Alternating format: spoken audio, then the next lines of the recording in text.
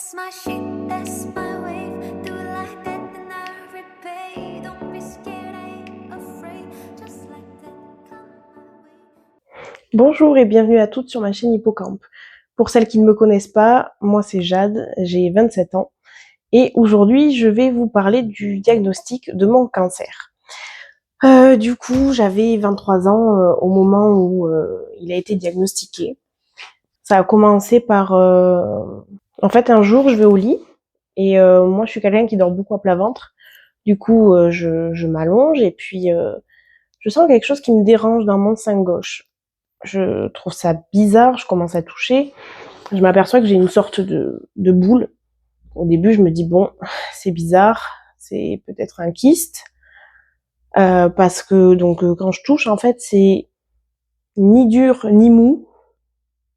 C'est juste trop bizarre. J'ai pas mal, c'est juste gênant.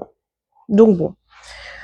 À partir de ce moment-là, je décide de prendre rendez-vous chez mon médecin traitant pour qu'il m'ausculte, chose qu'il fait. Et en fait, il me dit, bon, ben, c'est probablement rien, peut-être un kyste, mais ça vaut le coup de vérifier quand même, on sait jamais. Donc vous allez prendre rendez-vous pour passer une échographie. Je dis ok, pas de souci. Donc me voilà qui prend rendez-vous pour passer l'échographie à l'hôpital. Donc 2 mois d'attente au niveau du délai. Et puis en fait à quoi une semaine du rendez-vous, l'hôpital m'appelle et me dit écoutez, votre rendez-vous est annulé parce qu'on est en pleine pandémie de Covid, donc ce n'est pas une priorité.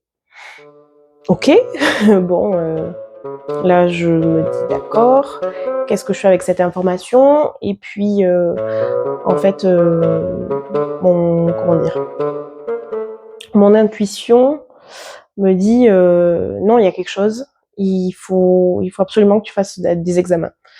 Du coup, je prends rendez-vous directement dans un cabinet de radiologie où là, ben, il n'y a pas d'annulation de rendez-vous possible puisque eux font que ça toute la journée, Covid ou pas Covid.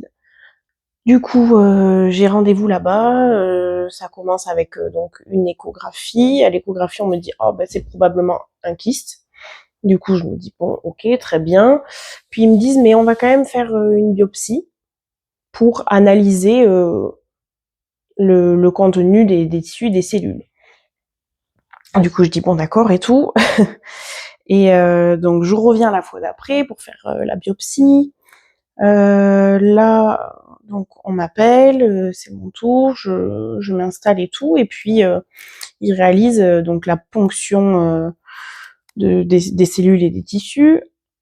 Sauf qu'en fait, c'est une intervention une intervention entre guillemets, qui se fait sous anesthésie locale.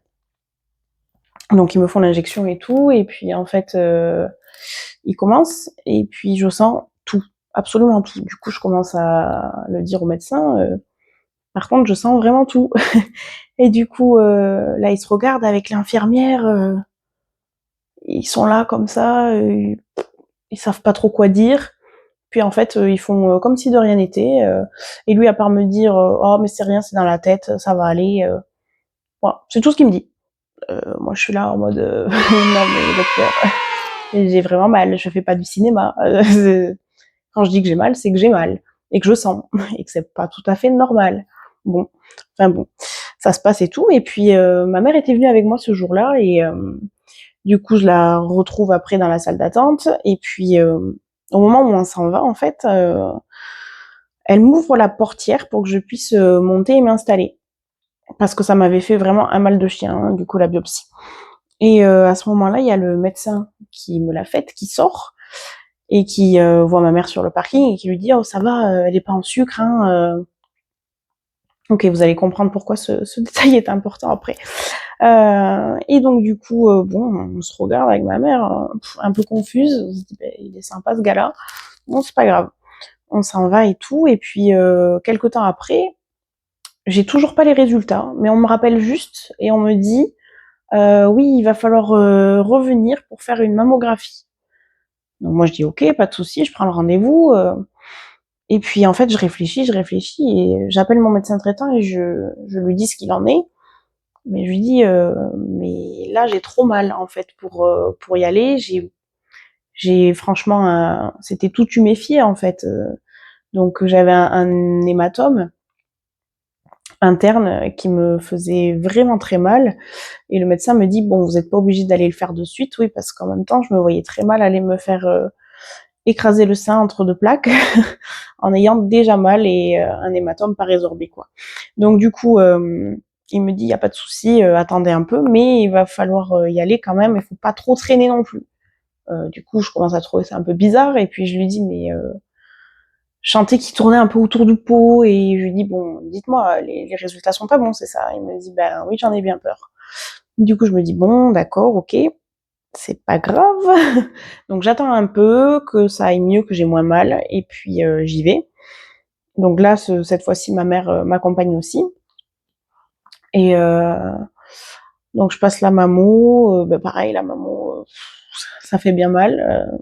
Autant le sein où il y a rien, ça va, c'est supportable, mais le sein gauche, pour le coup, ça douille, ça fait vraiment mal. Donc du coup, après, je repars en salle d'attente, on attend patiemment les résultats. Puis au bout d'un moment, le fameux médecin vient nous chercher. Là, je le vois, il est pas bien. Il me dit, asseyez-vous, asseyez-vous.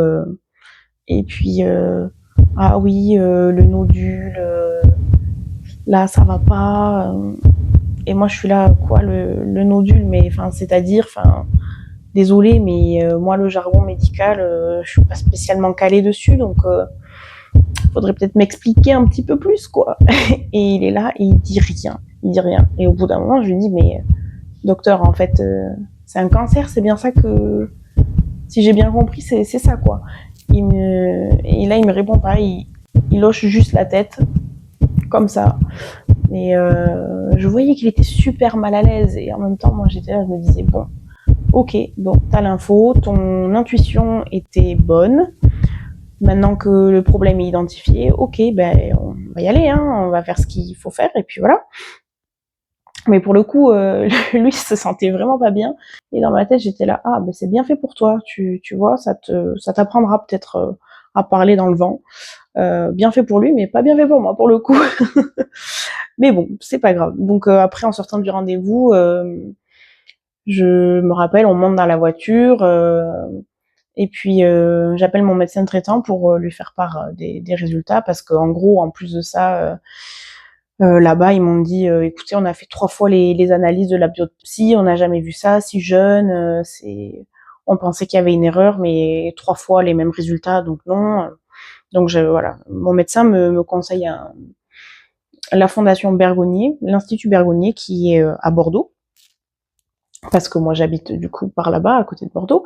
Et, euh, et là, il me dit, voilà, vous appelez, vous prenez rendez-vous, ils sont très bien. Je dis, bon, d'accord, ok. Donc de là, bah, pareil, hein, suivant, je raccroche avec lui, j'appelle directement l'Institut Bergonié, et puis il me donne un rendez-vous très vite. J'y vais. Là, on regarde tous les clichés, tous les examens que j'ai fait précédemment. Et puis, en fait, on me dit, oui, donc c'est bien ça, c'est un cancer du sein.